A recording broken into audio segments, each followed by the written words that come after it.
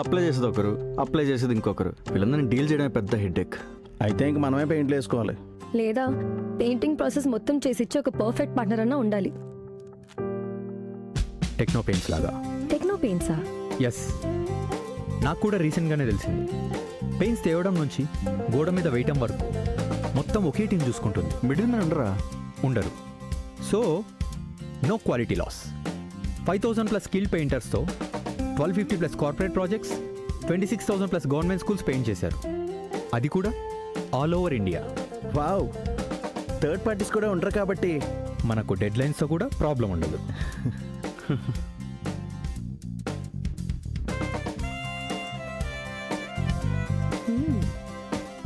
Perfect. From the factory to the wall, Techno Paints does it all.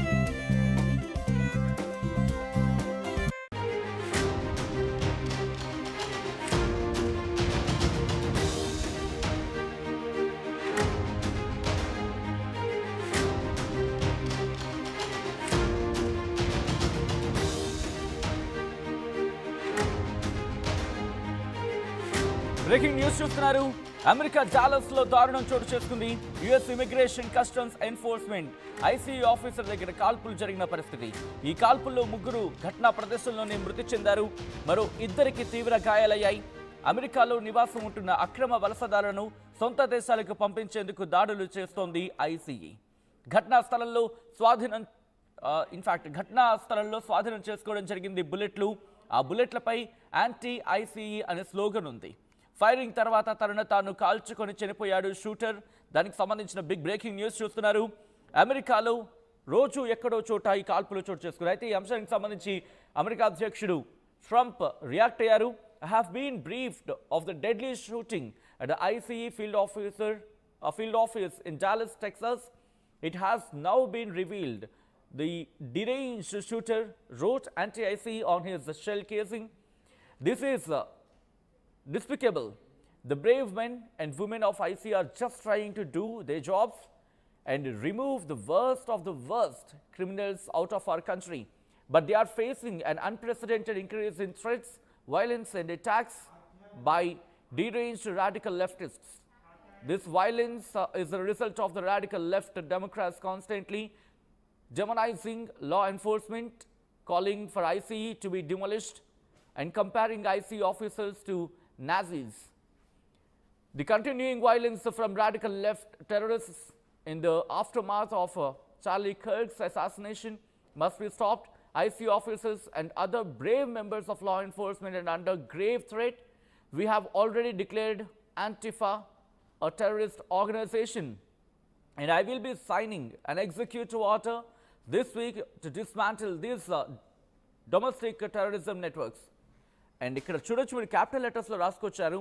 I am calling on all Democrats to stop this rhetoric against ICE and America's law enforcement right now.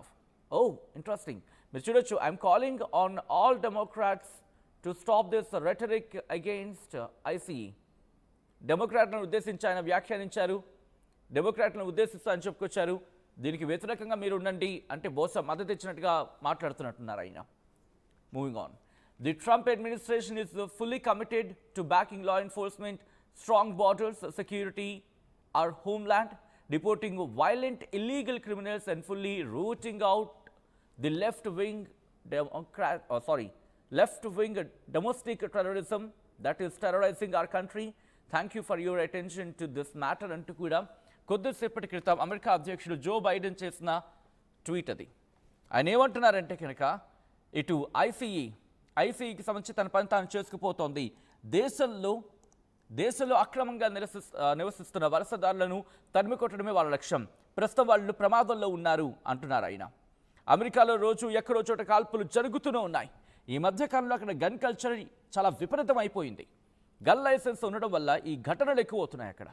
అయితే ఇన్ని జరుగుతున్నప్పటికీ ప్రభుత్వం మాత్రం అక్కడ gun లైసెన్స్లు తీసేయకపోవడం శోచనీయమని అనుకోవాలి.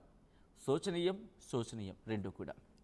రీసెంట్గా America అధ్యక్షుడు ట్రంప్కు అత్యంత సన్నిహితుడని చెప్పుకోవాలి చార్లీ కర్క్ ఈ గన్ కల్చర్కు బాధితుడే. దీన్ని అత్యంత ఎక్కువగా సపోర్ట్ చేస్తున్న వారిలో చార్లీ కర్క్ కూడా ఒకడు. చివరకు విచిత్రం ఏంటంటే అతనే ఆ తూటాలకు బలైపోయాడు. మరి ముఖ్యంగా డాలస్, ఒక విధంగా చెప్పాలంటే డాలస్పురం అంటూ ఉంటారు అక్కడ. ఆ డాలస్పురం అంటూ ఉంటారు. ఒకటి తర్వాత ఒకటి ఈ కాల్పులు జరగడం అక్కడ భారతీయులను ఆందోళనకు గురి చేస్తోంది. భారతీయులు ఎక్కువగా ఉండే డాలస్లో ఈ కాల్పులు చోటు చేసుకున్నాయి. ఇమిగ్రేషన్ అండ్ కస్టమ్స్ ఎన్ఫోర్స్మెంట్ కేంద్రం దగ్గరలో ఈ ఘటన చోటు చేసుకుంది.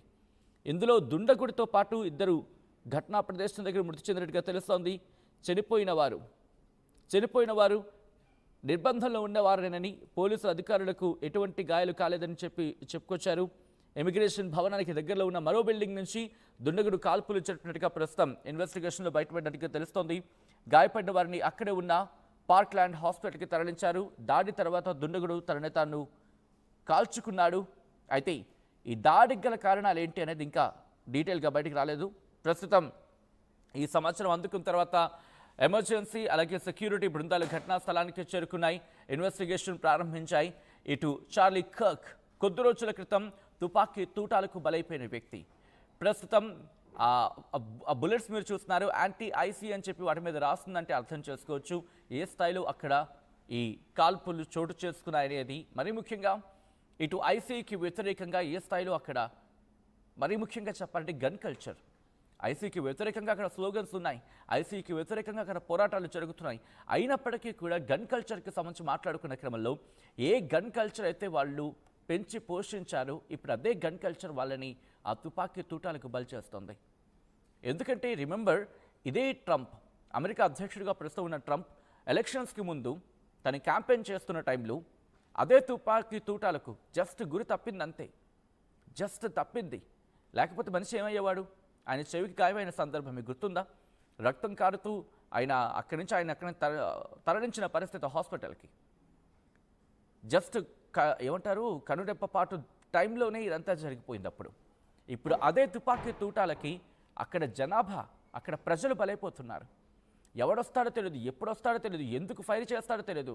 ఇక్కడ చూడండి ఎంత విచిత్రం అంటే, ఇటు కాల్చిన తర్వాత తనని తాను కాల్చేసుకున్నాడు, మళ్ళీ ఫైర్ చేసి అక్కడ జనాల్ని చంపేశాడు. అది కాకుండా తనని తాను కాల్చుకొని చచ్చిపోయాడు ఈ షూటర్. అయితే దీనికి సంబంధించి డెమోక్రాట్లను ఎక్కడ మద్దతు ఇవ్వద్దు అంటున్నాడు ట్రంప్. డెమోక్రాట్లు మద్దతు ఇవ్వడం వల్లే దీనికి సంబంధించి ఇలా జరుగుతోంది అని అర్థం వచ్చేలా మాట్లాడుకొచ్చాడు అమెరికా అధ్యక్షుడు. కానీ వాస్తవం ఏంటంటే, డెమోక్రాట్లు కావచ్చు, రిపబ్లికన్లు కావచ్చు, డెమోక్రాట్లు అంటే జో బైడెన్ పార్టీ, రిపబ్లికన్లు అంటే ఇటు ట్రంప్ పార్టీ. అలా చెప్పి వాళ్ళది కాదు, పార్టీలకు సంబంధించి ఒక ఎగ్జాంపుల్గా ఉంటుందని. ట్రంప్ ఏమంటాడు, బైడెన్ పార్టీ ప్రస్తుతం దీనికి ఎక్కడ మాట్లాడద్దు, మీరు మద్దతు ఇవ్వడం వల్ల ఇదంతా జరుగుతోంది అని అర్థం వచ్చేలా చెప్పుకొచ్చాడు. ఎంత విపరీతంగా మారిపోయిందంటే అక్కడ, మరి ముఖ్యంగా అమెరికాలో గన్ కల్చర్. ఆ టైం లైన్ గురించి మాట్లాడుకుంటే